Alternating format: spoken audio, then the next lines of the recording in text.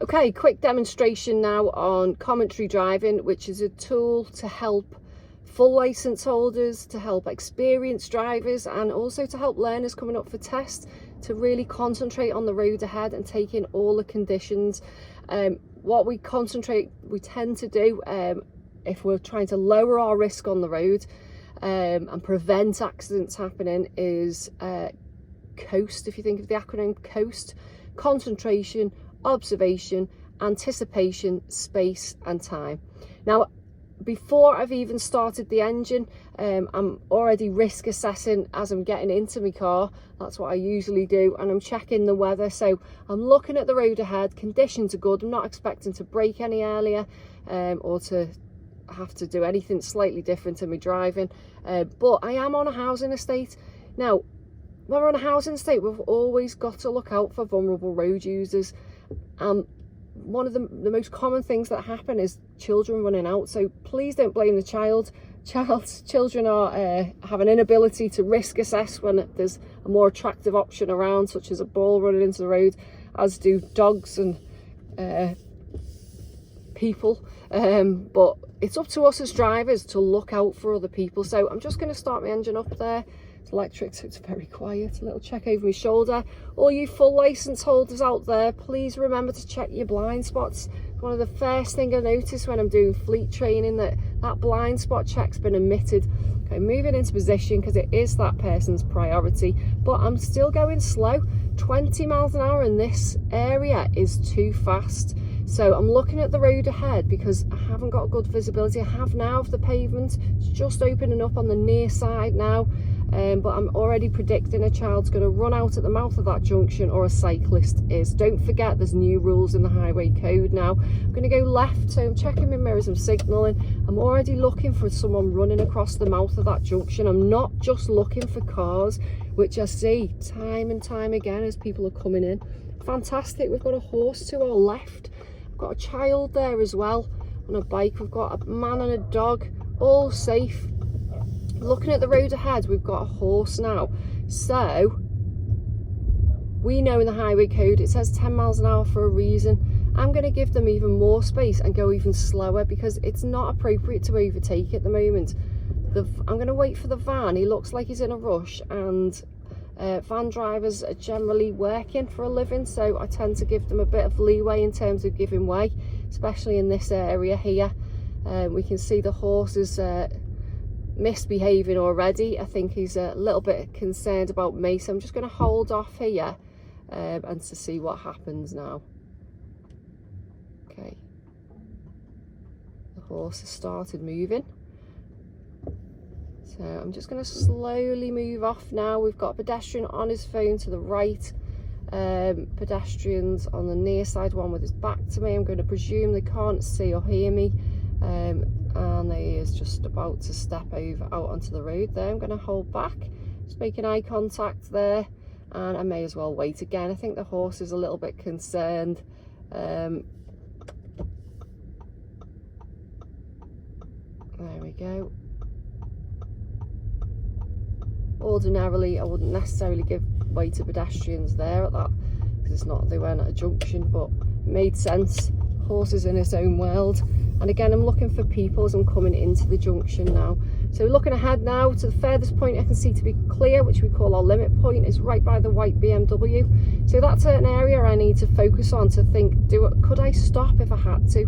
So now I'm looking at the road ahead. I'm anticipating car doors are going to open and someone's going to come flying around that bend who's maybe not concentrating or in a rush. So I'm going to tuck in before the bend, anticipating, and again, I'm just reducing my speed to be able to deal with that incident if it arises. Looking again a bit further around the bend, it's opening up now. I'm going to accelerate a little bit more, but there's a car now reversing out of a drive, so I'm checking my mirror.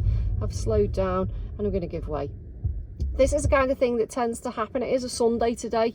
People are doing a lot of chores around the house, car washing, catching up on jobs, and just general day-to-day pottering, walking, and why shouldn't they be? Looking at the road ahead, we've got roadworks on the near side, blocking my view of the pavement. So again, still anticipating children are around. I'm going to run out in front of me. So the maximum speed, regardless of any signs, is 20 for me here, because the furthest point I can see to be clear is 3 car lengths there, which if you look in your highway code and you relate that to car lengths, is actually, it's 20 miles an hour for 3 car lengths. 30 miles an hour will take you, it'll take 6 car lengths to stop. So I'm going to go left here, so I'm checking my mirrors and signalling. Again, I'm anticipating something's going to happen at the mouth of this junction. I'm not just thinking about me, and I'm not just thinking about cars. It's actually clear, so we're going to keep going. Remember, we don't have to come to a full stop. The major thing here is reducing our speed and slow roll and emerge. So I just slowed down slightly there. I was predicting that van door was going to open. Looking at the road ahead, and this is where I can get my speed up. So it is appropriate to go a little bit faster. I've got junctions on the near side there, but I can actually see into them. I've got pedestrians there with the back to me. I'm predicting they're going to cross, or anticipating the big A word. I'm going to take the next right, so I'm checking my mirrors and signalling. I'm covering my brake just in case that boy rolls out into the road. He's not. So again, looking for people. There are no people there, so 10 miles an hour, 12 miles an hour is ideal for this turn. Again, we've got more houses, more cars blocking the view of the pavement, and I'm already anticipating someone's going to move off, or someone else is going to come around that corner. The car door's open there, so we know people are around and in and out the car. I'm going to slow down because, again, on the right hand side, that van's completely blocked my view of the pavement. So I'm already anticipating children are around. So looking again at the road ahead, a little bit clearer now, so we can pick up a bit of speed. Someone's just walked into the road, but he's not really going to affect me unless he stops. So I'm checking my mirror. It's a hazard anyway, so we want to be able to control the following traffic. If he was going to stop or change his mind to turn back to his house, I may start putting my brake lights on just to warn that person behind. And this is the key factor really, is giving other people, not just ourselves, time to react. One director I've just spoke to of a company actually linked a good driver with a very fast driver, because they were delivering, the more parcels they delivered for them, the more money they got, and so this fast driving was rewarded, which I think is actually very dangerous. It depends where the drops are, what the location is like. If you're on a dual carriageway delivering to businesses, possibility that you could go a little bit faster, but on a housing estate, if you're getting 120 drops a day, they better be local really. So checking my mirrors, signal, looking early. Again, the road's clear. I'm not going to make anyone slow, stop, swerve or swear, we always say, the added S. Okay, now I'm looking at the road ahead. I'm going to follow signs to Birkenhead, which is on the right. Checking my mirrors, I'm signalling. I'm already giving people plenty of time to get into position. I'm looking at the road ahead, and I'm anticipating kids at the junction. They're staying on the near side. That car's coming off, so I'm going to get onto the roundabout there. Okay, I'm coming around the corner, I'm checking my mirrors, signalling. I'm already predicting someone's on my near side and I can't get off. If that happened, I am going to come off this roundabout. The boys are looking at me there. No one was behind, but very unsafe to stop at the exit of a roundabout, in my opinion, purely because cars coming round, and there was one just coming round as I came off, are not going to be expecting a queue of traffic.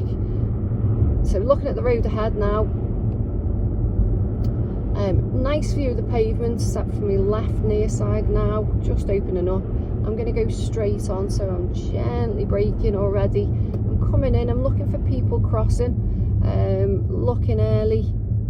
He doesn't want to cross. This car's coming up, off, I can get on. Okay, mirror signal, having a look for anyone else overtaking or cut me up on the roundabout. There isn't. There's a pedestrian crossing, it's clear. Not predicting they're going to change. And street light rule, street lights and houses where there's no other repeater signs is 30. Now this road is very difficult to stick to at 30, so I know that. I'm going to put my cruise control on to make sure I behave on this road. Looking in the distance, there are red lights, and I've got someone quite close behind. I'm going to start controlling that car behind me by gently braking and giving him my brake lights earlier. This also aids eco driving. We're not going anywhere. We've got red lights ahead.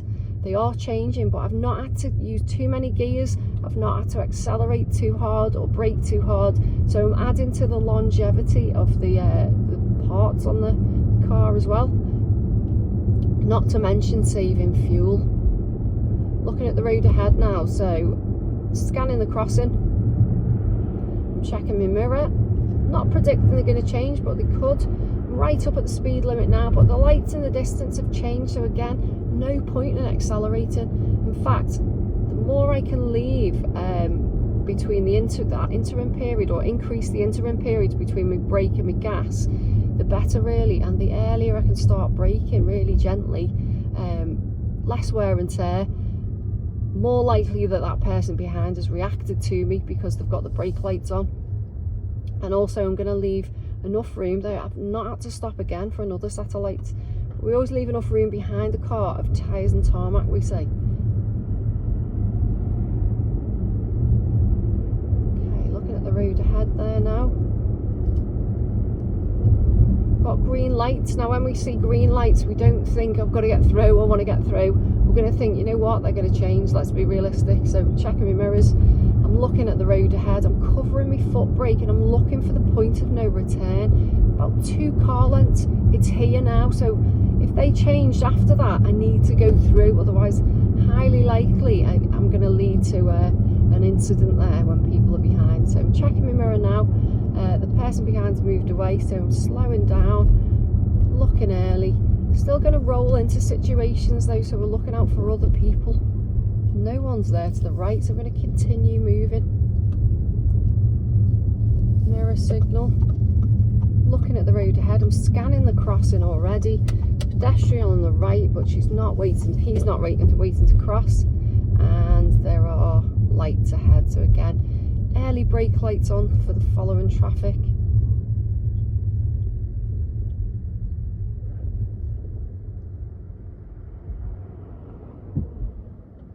As I'm sat here, I would be looking in my near side mirror and my off side mirror for any cyclists in particular who may come up and want to wait at the front of that traffic.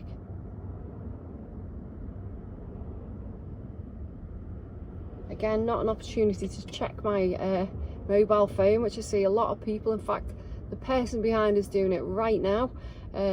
So yeah, just focus on the road ahead. Concentration is massive in preventing accidents. Okay, so we're on green now, just slowly moving away. I'm going to double check my mirrors to make sure no cyclists are coming up. Highly likely they're going to catch up with me. And I'm looking for the work people here, crossing out in front of the van, under the van, and a junction on the right. No one's there, everyone's happy. Got a good clear view of the pavement ahead, so I can get my speed up here. Unfortunately, the car in front is doing about 20, so I am being controlled by that car, which is fine, not in a rush, and we need to keep a good 2 seconds. Some would argue 4 here. It's what we call damp conditions, so I'm going to go with the in between, and let's give them 3 second following distance. And then I know this area, I'm going to come up to a roundabout, so I am already checking my mirrors. We've got a car quite close behind, signalling. So because they are close behind, I would be giving earlier brake lights, even if it's just gentle and I'm not intending to stop. It just helps to warn them to concentrate.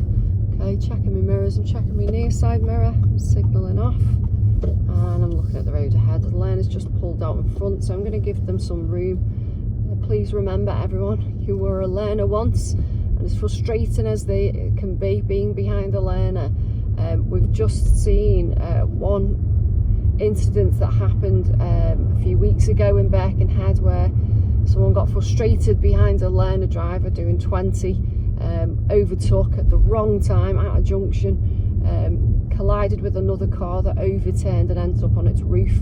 Again, just unnecessary, especially when a bit further down we'll have an opportunity to overtake.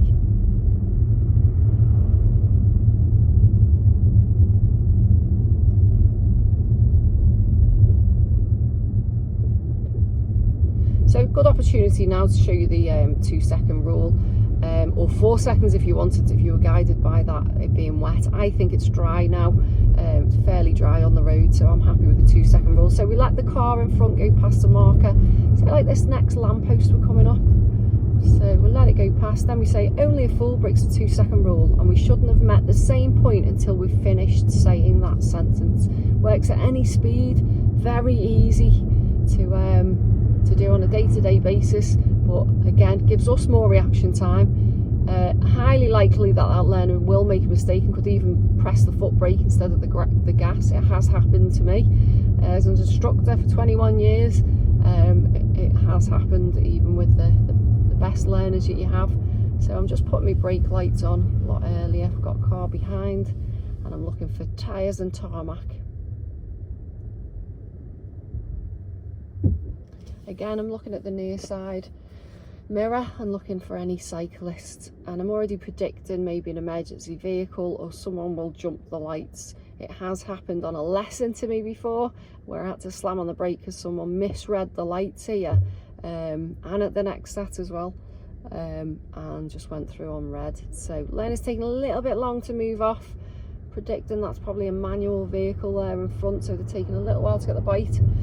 Looking at my near sides, I'm going to come in slightly more to the near side to tuck in, and then anyone can overtake if they want. The learner's going to turn right here. Positioning's not great, but we'll forgive them. There's enough room for me to get past on the near side, so I am doing. And I'm looking at the road ahead, no point accelerating. I'm going to start braking gently. Oh, but I'm going to still continue braking just to aid my turn here. And we've got what we call a Y junction, still looking to the right, quick check, and looking to the left as well. All clear. I'm going to continue on the road ahead. So looking at the road ahead now, junction to the near side, covering my brake in case anything happens. But the vitally important thing here is the mirror check. Who's behind? Do we need to give them a warning with our brake lights? Iceland van's turning, looking at road ahead. We've got a car on the near side. I'm going to give him a car door width just in case someone opens the door. Again, looking at the road ahead, this is where we get our speed up now. We've got good visibility, the pavement either side. We've got our stopping distance there, which is 6 car lengths in a 30 miles an hour zone. I'm happy with 30. Still going to cover my brake. I'm going downhill, so I'm predicting that will pick up in speed. Just making sure that doesn't happen. And now I haven't got a great view of the pavement. I've got my foot fully over my brake, and I'm anticipating that this taxi or van is going to move off. Whenever you see 3 lights on the back of a car, we know someone has their foot on the foot brake, which means someone is operating that vehicle and is in the car. So going around St James's Church now. Nice and easy. Mirror, mirror. Another set of lights coming up, which are always on red. And again, we're just slowly rolling in to control the traffic or the speed of the traffic behind.